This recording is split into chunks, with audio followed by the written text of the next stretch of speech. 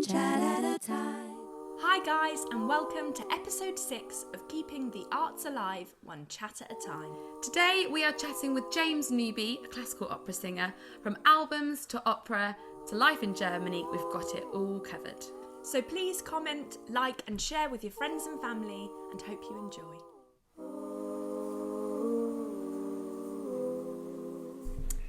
Hi James, thanks for coming on. How are you? Good, thanks guys. Yeah, how are you guys? Not bad, thanks. Good, we're really good. How's your lockdown going? Lockdown's going, yeah, all right, sort of as good as it can, huh? It's getting a bit boring now, isn't it? Yeah, I'm ready for that June date. Yeah, you guys have got that locked in, huh? It's not so good in Germany at the minute. We're going to get on to Germany in a bit, but we're going to start back right at the beginning of classical singing. So what is your first memory of classical singing? My first memory was when I was at primary school, and we did a show that the music teacher there wrote a show called Anacles the Runner, and it was about something like that. It was a bit like is it Mercury, one of the gods that runs the marathon? Well, anyway, it doesn't matter. Anyway, it was about that. There was some songs, there was some big tunes in it. Yeah, that was when I was in like year 6 or whatever at school. So that was like the first thing. Did you get the solo? Yeah, I was Anacles. Hey! So yeah, we obviously met you at Trinity. Yeah. And what happened for you from then on? I mean, what did you go on to do? So post Trinity, where I did my BMAs or whatever, then I went on and did masters at Guildhall. Yeah. And after that, I did the fellowship for a year at the Guildhall, and then I've been here. So Love that. yeah, so studied for what, like 7 years in the end or something. It's mad, isn't it? It does go on for a while, doesn't it? We want to carry on with going on from that again in terms of an agent. So how does that process come around in the classical world? So it's quite different, I presume. Yeah, so I was actually lucky that I did a competition, the Wigmore Hall competition, and one of the judges was my agent. So they heard me there. And she didn't sign me straight away, but then sort of we kept in contact for like a year or so or whatever, and then then we sort of, she took me on about a year later or so. So yeah, I was lucky in that sense, but I suppose it's the similar thing of just being out there. The prizes are a good thing, that has helped, but yeah, just sort of if people keep saying your name often enough, then the interest keeps coming, I suppose. Yeah, and you've won quite a few prestigious awards. I mean, you've been a BBC New Generation artist, an Echo Rising Star, and your list goes on. I suppose it, like, when you get one thing, then I suppose it puts you in a position for it to sort of really start rolling from there, I suppose. So yeah, I was quite lucky that I did a competition when I was like 22 or whatever, the Wigmore Hall song competition, and then from there it sort of like snowballed a bit. Yeah. So yeah, I mean, I hopefully it's something to do with like talent and working hard and all that kind of rubbish, but the momentum definitely helps, huh? Definitely. Yeah. I mean, you were so young though, 22. They've supported me so much since then. Oh, that's good. So good. Now, since 2019, you've been in Germany at Staatsoper Hannover. How are you finding living and working in Germany? Yeah, it's been cool. It's been really good. It's like different system here because all the opera houses and stuff are paid for by the government and stuff. So like the investment in the arts is so much greater. So that's kind of cool. And then obviously the ensemble thing is something that we don't have in the UK either as well, having like sort of soloists all based at the opera houses.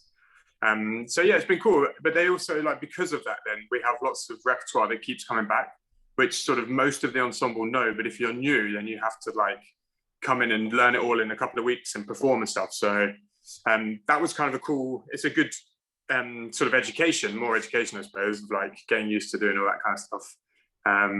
Yeah, it's been wicked so far. So are you assigned to one opera house, or do you go around all the different ones, or? Yeah, no, so I'm just, here in Hanover at the minute.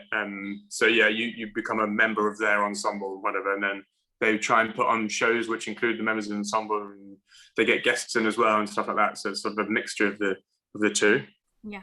Talking of guests, is there anyone that's kind of stuck out in your memory?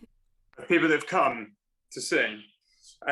Yeah, there's been some great singers come. Scott Hendricks just came to do Sweeney Todd, and we didn't get to perform it, annoyingly, because it was just before we got locked down again. So we did all the rehearsals, but didn't get to premiere it. But he was awesome. He was really cool to work with. Yeah, there's been a few different guys, but obviously now when you ask me, I can't remember. So how has lockdown affected the opera season for you? I mean, have you had things cancelled, or have you been able to perform? Yeah, so we got a couple of concerts in, and there was a few shows at the beginning, but I wasn't in any shows at the start. So yeah, I did a couple of concerts, and that was about it. And then we rehearsed, and we've carried on rehearsing the whole time. So at the minute we're rehearsing Le d'Amore, which we're hoping to put on when the lockdown eases a bit. So they're sort of rehearsing it to an end so that when the restrictions get loosened. I mean, do you think Germany is where you're going to stay now, or is there another destination you kind of want to delve into? Yeah, it's a tricky question. I don't know, like, obviously post-corona and everything, it's going to just take a bit of time for everything to settle down. So it's going to be interesting to see what happens work-wise. And I think, like, my heart lies so much in London. Like, I miss it so bad. And obviously my family's at home, and they're like super important to me as well. So yeah, I don't know. I see myself probably moving back, but who knows? Well, being a freelancer, what would you say is your biggest, in normal times, obviously not in COVID, what would you say is your biggest kind of struggle and one of the things you find most rewarding? Oh God, this is a good question. I suppose, like, the traveling can sometimes, the traveling is the advantage and the disadvantage, right? Like, when I was in the UK, when I was living in London and stuff, and especially because when I was still attached to the Guildhall, I would find that people would just sort of like forget that I was there because they weren't sure if I was there or not. So like people would be going to the pub, you know, and they'd like, I'd have to text me like, I'm here, by the way, guys, pick me, you know.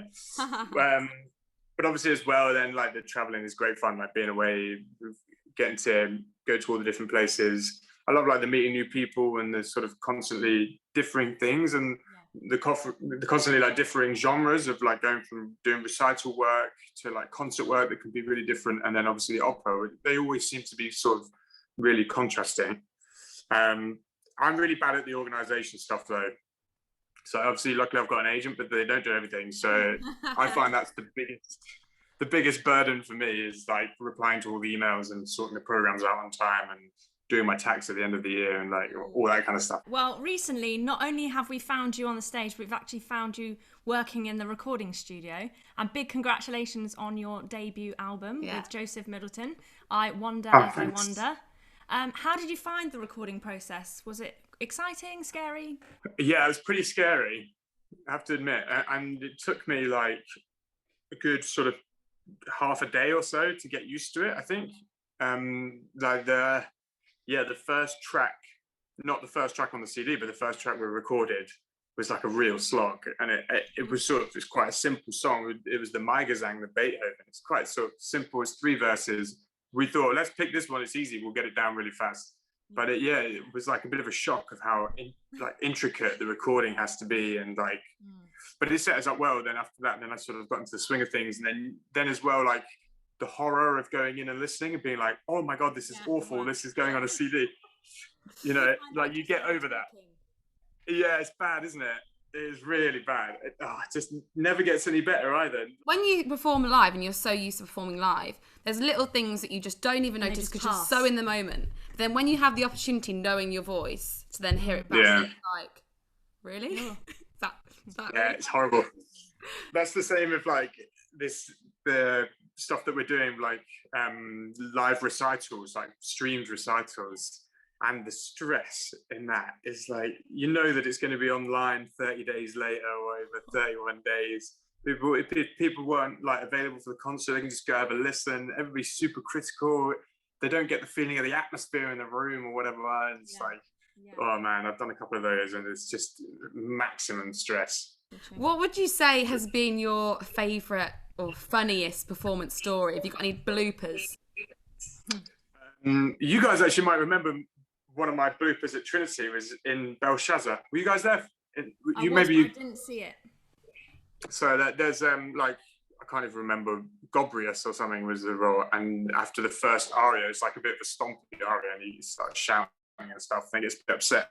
And then, so I'd done all this, and he goes like high and low and shouty and whatever. And then I was like storming back to sit on this box, which is meant to be like an army crate. And I sat on the box, and it was plastic, and I just went straight through it. Oh, no. Just like in the middle of the show. And there was like the chorus were all in a freeze frame all around. Like, it's like Tom Drew's there, and Zara Fife just starts giggling like here. And then there's also people in the audience which start laughing. Were you singing? Yeah, that was. No, I'd finished singing. This was my big like outro, you know. So, obviously with lockdown, we don't know for you. You don't know when that's going to end. What is your next project that you're working on? So there's been loads of things that should have happened this year, obviously. But so this Echo Rising Stars should have been like a recital tour of Europe, but most of those have ended up cancelled. So we're hoping that some of those might get reinstated either at the end of this year or start of next year. But the next big thing is recording my second CD. So sort of really hoping that's going to happen in July. And is that with Joseph again?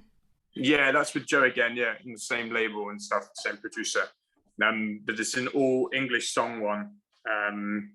Oh, that's going to be, that'll be right. Yeah. You have a bit of English song. So going on to the future again, just elaborating on that. If you had a dream gig, what would it be? It's a great question. I've always answered this one as Belshazzar's Feast at the Proms. Yeah. But last night, maybe not last night, it's probably too long, but like a night at the Proms singing the Belshazzar's and Belshazzar's Feast would be absolutely class. And also dream person to perform with? Oh, good question. Shit, I don't know if I have an answer to that. Dream person. What, like another singer? Or another... Doesn't even have to be classical at this point. It can be Jay-Z, honey. Could be Jay-Z. Oh my God. Wait, the choice is too much. Yeah. That stressed me out. I've got... I can't...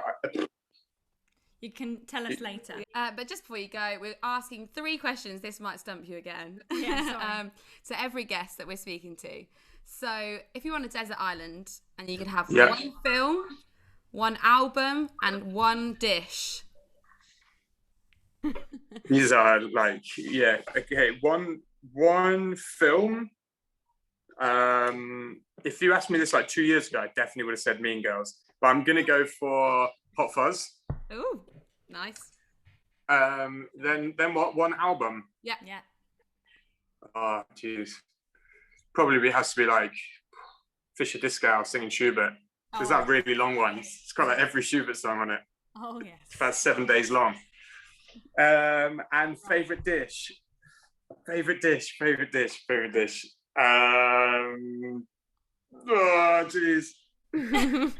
dish. It's too many. All I can think of right now is kebab. I'm on a diet right now. All I can think about is something hideous.